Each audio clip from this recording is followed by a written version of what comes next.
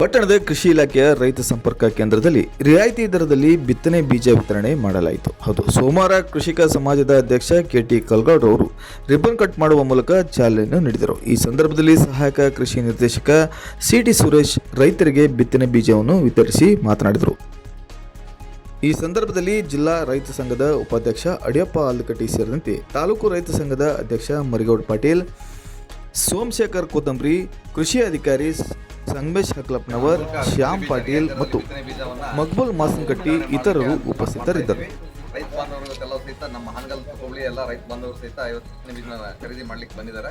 ರಿಯಾಯಿತಿ ದರದಲ್ಲಿ ನಾವು ಬಿತ್ತನೆ ಬೀಜ ವಿತರಣೆ ಮಾಡ್ತೀವಿ. ಸೋಯಾಬೀನ್, ಮುಖ್ಯವಾಗಿ ಸೋಯಾಬೀನು, ಮುಸ್ಕಿನ ಜೋಳ, ಭತ್ತ, ಹಾಗೇನೆ ನಮ್ಮ ಶೇಂಗಾ ಬಿತ್ತನೆ ಬೀಜವನ್ನ ಸೋಯಾವರೆ ಬಿತ್ತನೆ ಬೀಜವನ್ನ ನಾವು ಇವತ್ತು ದಿವಸ ರೈತರಿಗೆ ಎಲ್ಲರ ಸಮ್ಮುಖದಲ್ಲಿ ವಿತರಣೆ ಮಾಡ್ತಾ ಇದ್ದೀವಿ.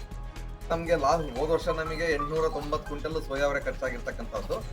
ಈ ವರ್ಷ ಆಲ್ರೆಡಿ ನಮ್ಮ ರೈತ ಸಂಪರ್ಕ ಕೇಂದ್ರ ಹಾನಗಲ್ಲು, ಬೊಮ್ಮನಹಳ್ಳಿ ಮತ್ತು ಬೆಳಗಾಲ್ಪೇಟೆ, ಪಾರಂಬಿಡ, ವರ್ದಿ, ಹಾಡೂರು ಇಲ್ಲಿ ನಾವು ಜೊತೆಗೆ ಇಲ್ಲಿ ಚಿಕ್ಕಾಂಶಿ ಹೊಸೂರು,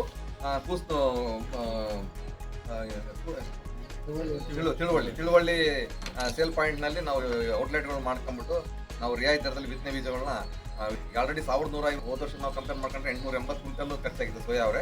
ಈ ವರ್ಷ 1150 ಕ್ವಿಂಟಲ್ ನೀವು ಆಲ್ರೆಡಿ ನಾವು ವಿತರಣೆ ಮಾಡಲಿಕ್ಕೆ ನಾವು ಎಲ್ಲ ಕಲ್ಪನೆ ಮಾಡ್ತಾ ಇದ್ದೀವಿ. ರೈತರ ಆಧಾರ್ ಕಾರ್ಡು ಮಾಡಿ ಇವನ್ ನಾವು ಬೊಬ್ಬಳ್ಳಿ ರೈತರು ಬಂದು ಇಲ್ಲಿ ತಗೊಂಡು ಬಂದು ಸಹಿತ ಅದು ಅಲೋ ಮಾಡೋದಿಲ್ಲ. ಏಕೆ ಸಹ ಅದು ಆ್ಯಪ್ನಲ್ಲಿ ಅಲೋ ಮಾಡೋದಿಲ್ಲ. ಬೇರೆ ತಾಲೂಕಿನ ರೈತರು ಬಿಡ್ರಿ, ನಮ್ಮ ಬೇರೆ ಹೋಬಳಿಯರೇ ಇಲ್ಲಿ ಬಂದು ತಗೊಳಕ್ಕೂ ಅವಕಾಶ ಇಲ್ಲ. ಸೊ ಹಾಗಾಗಿ ಎಲ್ಲೆಲ್ಲಿ ಅವ್ರದ್ದು ಔಟ್ಲೆಟ್ ಇದೆ, ಎಲ್ಲೆಲ್ಲಿ ಅವ್ರಿಗೆ ಹತ್ರ ಆಗುತ್ತೆ ಅವರು ಆಯಾ ಹೋಬಳಿನಲ್ಲೇ ಬಿತ್ತನೆ ರೈತರಿಗೆ ಮಾಡ್ತಕ್ಕಂಥ ಒಂದು ಈ ಕಾರ್ಯಕ್ರಮ ಇವತ್ತು ಈ ನಮ್ಮ ಕೃಷಿ ಕೇಂದ್ರದಲ್ಲಿ ಹಮ್ಮಿಕೊಂಡಿದ್ದು.